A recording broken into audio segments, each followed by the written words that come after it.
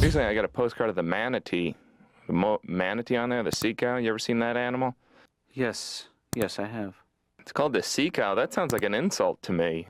It's almost like it was introduced to the ocean. The other animals were like, "Who are you?" And the manatee's like, "You can call me the manatee." The other animals were like, "Yeah, right, sea cow. Call me manatee. Sea cow. Manatee, please."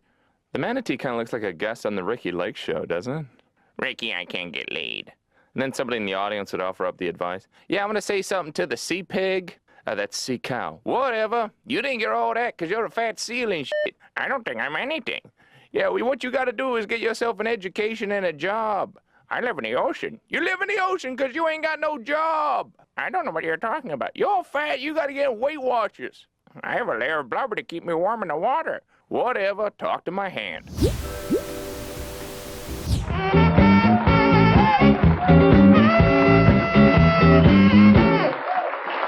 All right. Our next comic had a lot of problems until he appeared on Dr. Katz. You know him. He's all better now. Let's bring him out. Jim Gaffigan, ladies and gentlemen, let's hear it. Louis Anderson, do you love him? Hi. What a good man. Good to see some people here with glasses. I just got some new glasses, you know. People always trust people with glasses. You ever notice that? It's always like, well, that's that guy. He's got glasses. But if you're wearing your glasses like this, get away from him. He's insane. Would you ever take directions from someone that looks like this? You got to get to Santa Monica.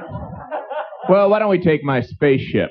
I'll be going there in a year. In exchange, can you hang up the phone in my head? That's right there. Can't look that tough with glasses, though. Yeah. You gotta look tough, especially in New York and L.A. You never see somebody push up their glasses and go, "I'm gonna kick your ass." Oh, yeah, I am, but first I need to read this legal document. People always want to try my glasses on, too. They're like, "Let me try on your glasses." It's kind of rude. I don't go to people with hair pieces. "Yeah, let me try on your wig." "Yeah, I feel like it." "Let me sit in your wheelchair." Oh, my God. You are so crippled. You're handicapable. "Let me check out your respirator." Stop shaking. Well, now's no time for a nap. Someone died in that joke. That was a sad one. The only advantage of wearing glasses is you can do that dramatic removal. You ever see that? My God. I can't see a thing. I'm absolutely blind without these. It's probably why I wear them. Whenever people think in movies, they're always chewing on the end of their glasses. They're always like, "If we give the alien a cold." You know what they're really thinking? "This tastes like wax. I gotta get something to drink." It's a cute joke. All of these are so cute. I'm out of town, so I'm not going to write any postcards, though. Because I've written too many postcards, and I realize you could be a genius, and you try and write a postcard, you kind of come across like a moron. You ever notice that? So, this city's got big buildings. I like food. Bye. Fish here on the other side. You ever get a postcard, you always look at it, you're like, "It's really nice, but why'd they even bother?" You can't write anything significant on there. It's always like, "We like sunshine." It's like calling somebody up. "Hey, I'm in Puerto Rico." Bye. "I'm in Puerto Rico. Why'd you call?" "We like sunshine." Yeah. I got a postcard from my sister recently. She was in Florida. It had a picture of the manatee on it, the sea cow. You ever seen the manatee? The manatee is almost extinct, and I think it's because it's out of shape. Looks like a retired football player with a drinking problem. You ever seen the manatee on the Discovery Channel? It's always floating around like, "I'm bloated. Too much pizza." It's also called the sea cow. That sounds like an insult to me. It was like the manatee was introduced to the ocean. The other animals were like, "Hey, who are you?" And the manatee was like, "All right, you can call me the manatee." The other animals were like, "Yeah, right, sea cow. Call me manatee." "Sea cow, fat ass." "Queedy." Doesn't the manatee kind of look like a guest on the Ricky Lake show? "I can't get laid, Ricky." And then somebody in the audience would offer up the advice. Yeah, I want to say something to the sea pig. That sea cow. Whatever. You think you're all that because you're a fat seal. I don't think I'm anything. You got to get yourself an education and a job. I live in the ocean. You live in the ocean because you ain't got no job. I don't know what you're talking about. You're all fat.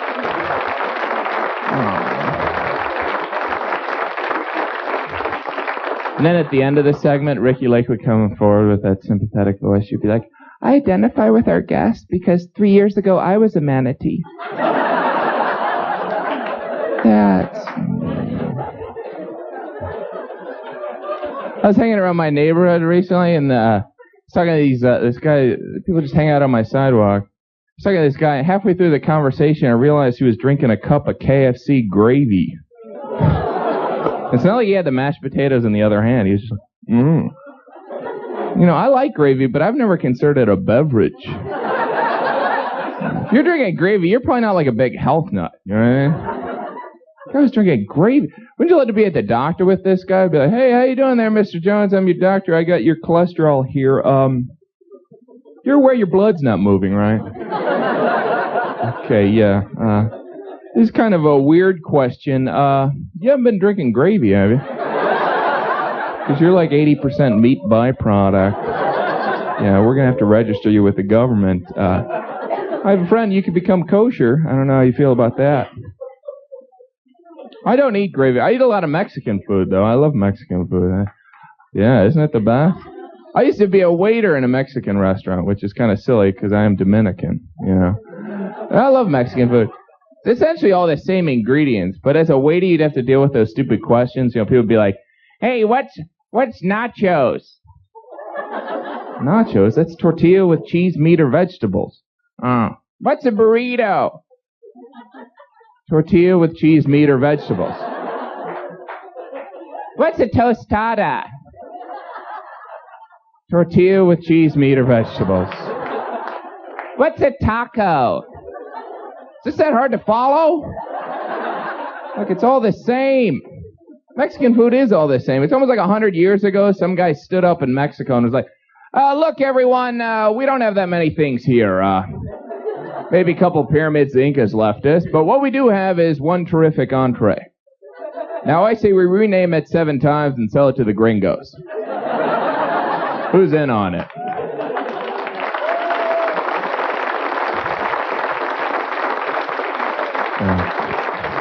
And then one guy in the back stood up and he goes, well, wouldn't that be dishonest?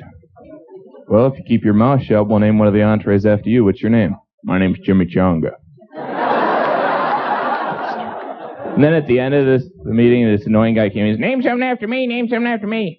What's your name? My name's Flan. Well, if we come up with a disgusting dessert that tastes like burnt mayonnaise, we'll name it Flan. But you may have to move to Cuba for that. That is all for me. Thank you very much. Jim Gaffigan. Great job. You're a really good writer. You know that? We'll be right back with Comedy Showcase. You're a really good writer. I like